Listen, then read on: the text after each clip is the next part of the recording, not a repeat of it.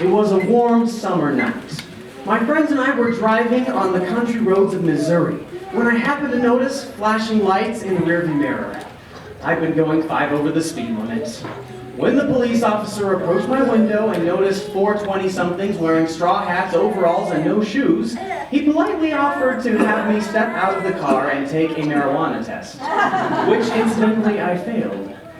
Note to the audience, if a police officer moves a finger in front of your nose, follow it with your eyes. Anyway, he asked what we were up to, and I said we were going to build a raft and float down the Mississippi River. He laughed and said, "Okay, seriously, what are you guys up to?" And I said, I was serious. He asked for an explanation, so I said, ever since I'd read The Adventures of Huckleberry Finn by Mark Twain, I've had an insatiable desire to go and be Huckleberry Finn for myself, and then follow my dreams until I find the essence of boyish romance. There was an awkward pause, and he let us off the hook with a warning. This strange interchange with the first actual Missourian we met turned out to be a shadow of things to come. It turns out that Missourians don't actually spend their free time floating down the Mississippi River in happy bliss like I expected. In fact, they're terrified of the Mississippi River. When we explained to the guy at the tire shop what we were going to do with this giant inner tube, he said, "I've rafted down all sorts of rivers. I've gone on the Ohio, the Missouri, but you could not pay me to go on the Mississippi. That's suicide." When we explained to the woman at the shore why we were building a raft, she looked at me with wide eyes and said, "Good Lord, one of you is going to die." She wasn't alone. It seems that everyone in Missouri had come down to the shore to wish these crazy Utah kids off to their deaths. Somebody even took a picture and submitted it to the local newspaper, probably to the obituaries. But we didn't care. We had come for an adventure, and we weren't going to turn it down. So we christened our raft with a proper bottle of Martinelli's and set forth on our amazing voyage.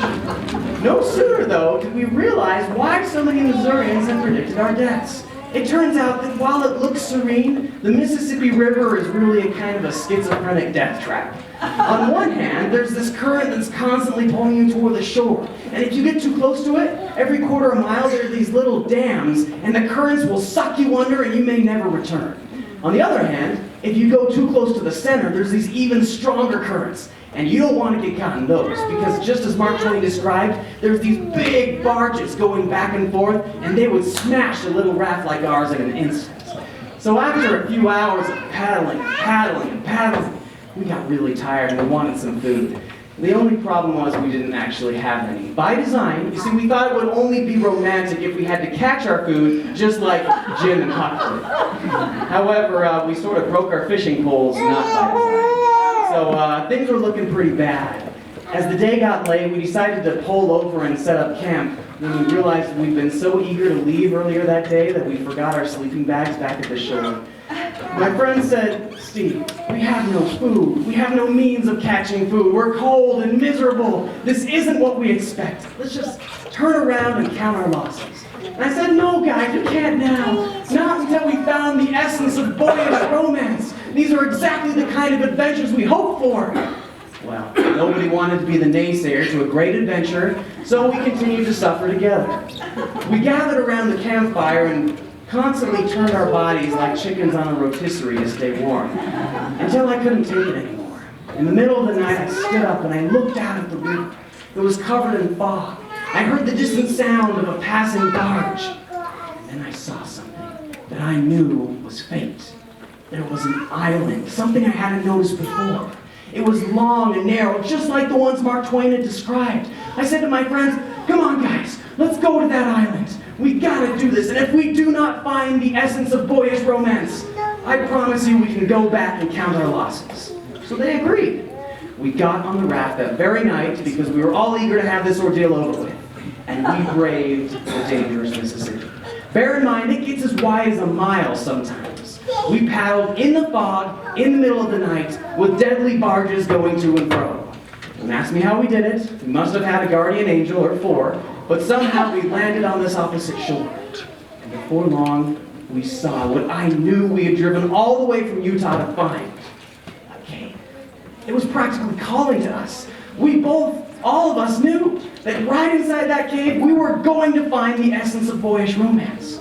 So we ventured inside there. At first, it was dark. But I kid you not, we saw a light. A weird light. I dare say, a ghostly light. We went closer to this light, and it grew brighter. You're not going to believe this, but it's the truth. We saw right there in the cave, Mark Twain. In the flesh.